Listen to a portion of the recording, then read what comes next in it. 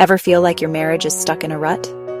Maybe you're sitting across from your partner at dinner, going through the motions, and you just can't shake the sense that something's missing. If you're like me, your knee-jerk reaction is probably to start tallying up all your partner's flaws. They're not listening enough, not affectionate enough, not enough. But what if the real problem isn't across the table? What if it's closer than you think? Dr. Samantha Rodman Whiten, maybe you know her as Dr. Psych Mom, has a pretty bold idea about this. She says sometimes the reason our marriage feels unfulfilling has a lot more to do with us than with our spouse. That might sting at first, but honestly, it's empowering. Because if the problem is within me, then the power to change things is in my hands. Let's break down a few key areas where the issue might really be about you, not your partner.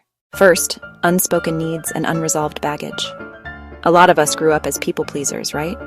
We learned to keep our needs quiet, to avoid rocking the boat. But here's the thing. If you never voice what you need, how can you expect your partner to meet those needs?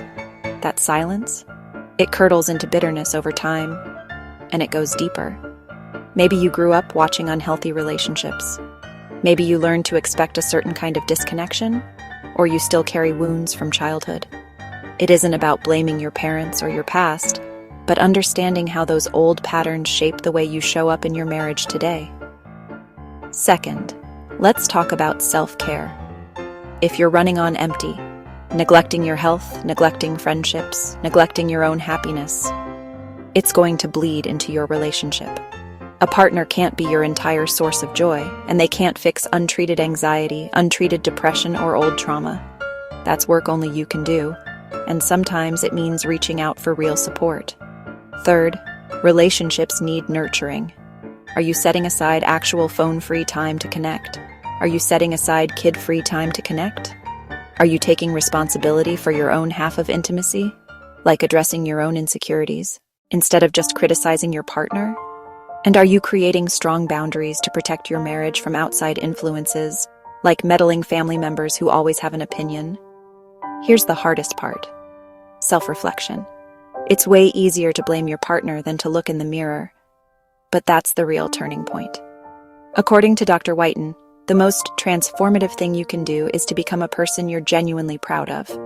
So, next time you feel that ache of disconnection, challenge yourself to look inward first. Ask, am I truly expressing my needs? Am I caring for myself and my part of the relationship? When you take ownership of your happiness, you reclaim your power. And that, more than anything, is the first step toward building the kind of fulfilling marriage you truly want. Thanks for listening. If this hit home for you, let me know in the comments. And don't forget to subscribe for more honest conversations.